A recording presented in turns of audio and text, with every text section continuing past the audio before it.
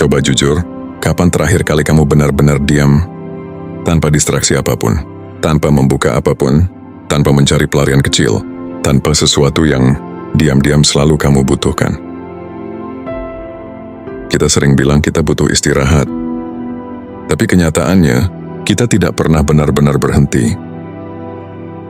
Dan mungkin yang membuat kita lelah bukan karena terlalu banyak melakukan sesuatu, tapi karena kita tidak pernah benar-benar diam. Di dunia yang bergerak secepat ini, perhatian kita jadi komoditas.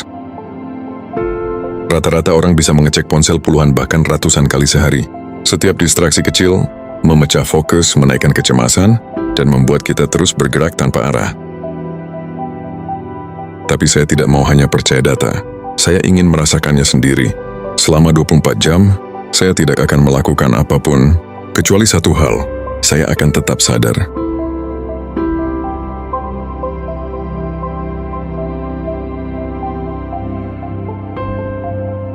Jam pertama terasa biasa, saya pikir ini akan mudah. Tapi, masuk jam kedua dan ketiga, sesuatu mulai berubah. Tangan saya seperti mencari. Pikiran saya mulai ramai, dan yang mengejutkan, bukannya tenang, justru semakin berisik. Hal-hal yang selama ini tertutup distraksi, mulai muncul satu persatu. Hal yang belum selesai, hal yang saya hindari, hal yang tidak ingin saya pikirkan. Dan di situ saya sadar, saya tidak pernah benar-benar diam sebelumnya. Saya hanya sibuk mengalihkan diri.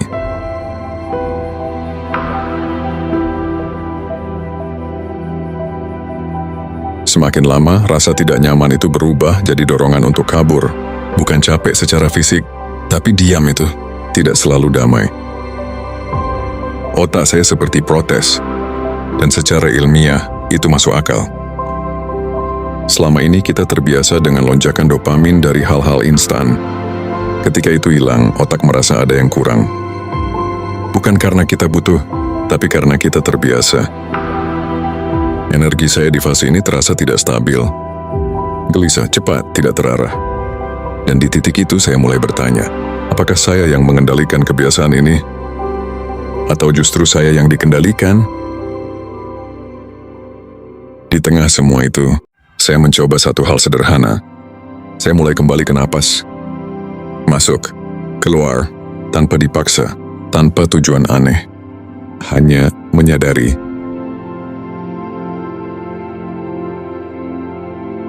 Awalnya tidak banyak berubah, pikiran tetap ramai. Saya tetap terdistraksi. Tapi setiap kali saya kembali ke napas, ada satu hal kecil yang berbeda. Seperti ada jangkar yang menahan saya agar tidak hanyut terlalu jauh. Dan perlahan, diam tidak lagi terasa kosong. Diam terasa hidup. Seiring waktu, saya mulai mencoba beberapa hal lain, masih dalam diam tanpa benar-benar melakukan. Saya mulai merasakan tubuh saya, ketegangan kecil di bahu. Napas yang tadinya pendek, jadi lebih dalam.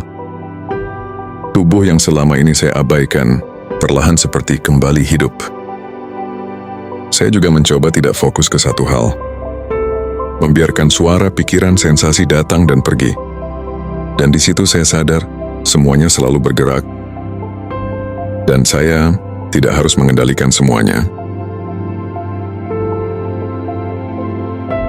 Lalu saya mencoba sesuatu yang lebih sederhana lagi. Bersyukur. Hal kecil. Napas. Waktu. Tubuh yang masih bisa bergerak. Dan anehnya, tidak ada yang berubah di luar. Tapi rasanya, semuanya jadi cukup. Kalau saya harus menjelaskan apa yang terjadi, di awal energi saya terasa kacau, gelisah, cepat, penuh dorongan. Masuk pertengahan energi mulai turun, lebih lambat tapi belum nyaman. Dan di akhir, bukan jadi luar biasa, tapi jadi stabil, lebih tenang, lebih luas, tidak reaktif. Bukan karena ada energi baru dari luar, tapi karena untuk pertama kalinya, saya berhenti mengganggu diri sendiri. Dalam kondisi seperti ini, otak masuk ke fase refleksi. Bukan hanya menerima informasi, tapi memproses. Kita sering merasa lelah karena terlalu banyak hal. Padahal mungkin kita hanya kekurangan ruang untuk memahami semuanya. Dan di titik ini saya mulai mengerti kenapa dulu orang-orang terlihat lebih tenang, lebih dekat dengan dirinya. Bukan karena hidup mereka lebih mudah, tapi karena mereka hidup dengan lebih sedikit distraksi. Lebih banyak diam, lebih banyak ruang, lebih sedikit kebisingan. Bukan berarti mereka lebih baik, tapi mereka punya sesuatu yang sekarang jarang kita punya. Keheningan.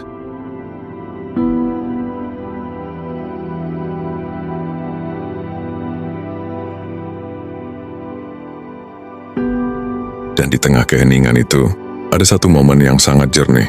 Tidak besar, tidak dramatis, tapi cukup untuk membuat saya sadar. Mungkin selama ini, yang saya cari kemana-mana, tidak pernah benar-benar hilang, hanya tertutup.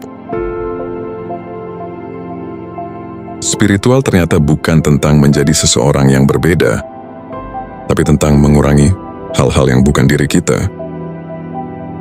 20 jam ini selesai, dan hidup saya tidak berubah drastis. Tapi ada satu hal yang tertinggal, sebuah jeda.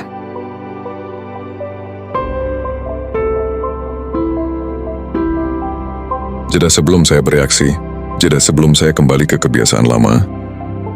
Dan mungkin di jeda kecil itu ada sesuatu yang selama ini hilang. Kendali. Jadi mungkin pertanyaannya bukan apakah kita bisa hidup tanpa semua ini, tapi kenapa kita begitu sulit untuk diam dengan diri sendiri? Karena mungkin kita tidak kehilangan makna, kita hanya terlalu bising untuk mendengarnya. Dan keesokan harinya, semuanya kembali berjalan seperti biasa. Dunia tidak melambat, notifikasi tetap datang, rutinitas tetap menunggu. Tidak ada yang berubah di luar, tapi ada sesuatu yang berbeda di dalam.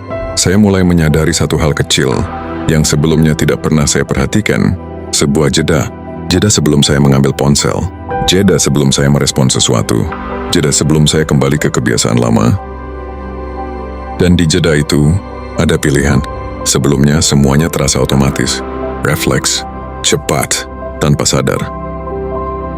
Sekarang tidak sepenuhnya, saya masih melakukan hal yang sama, bekerja, berbicara, bergerak.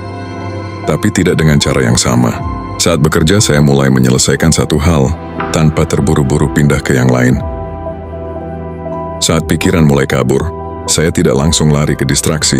Saya kembali ke napas, sederhana, tapi cukup untuk membawa saya kembali. Dan anehnya, pekerjaan yang sama terasa lebih ringan. Bukan karena lebih mudah, tapi karena saya tidak lagi terbagi ke banyak arah.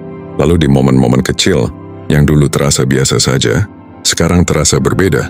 Makan jadi lebih terasa, berjalan jadi lebih sadar, percakapan jadi lebih hidup, bukan karena dunia berubah, tapi karena saya benar-benar ada di dalamnya.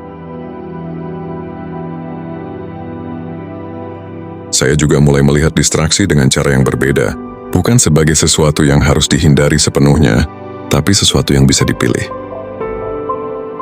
Saya masih bisa membuka, menikmati, menggunakan, tapi sekarang saya tahu kapan harus berhenti. Dan mungkin itu yang paling berubah, bukan kebiasaan saya, tapi hubungan saya dengan kebiasaan itu. Saya tidak lagi sepenuhnya dikendalikan. Dan di situ ada rasa yang sederhana, tapi jarang kita rasakan. Cukup, tidak selalu butuh lebih, tidak selalu mencari pelarian berikutnya. Karena sekarang saya tahu bahwa ketenangan itu bukan sesuatu yang harus dicari jauh-jauh. Kadang, dia sudah ada, hanya tertutup oleh kebisingan yang tidak pernah kita sadari.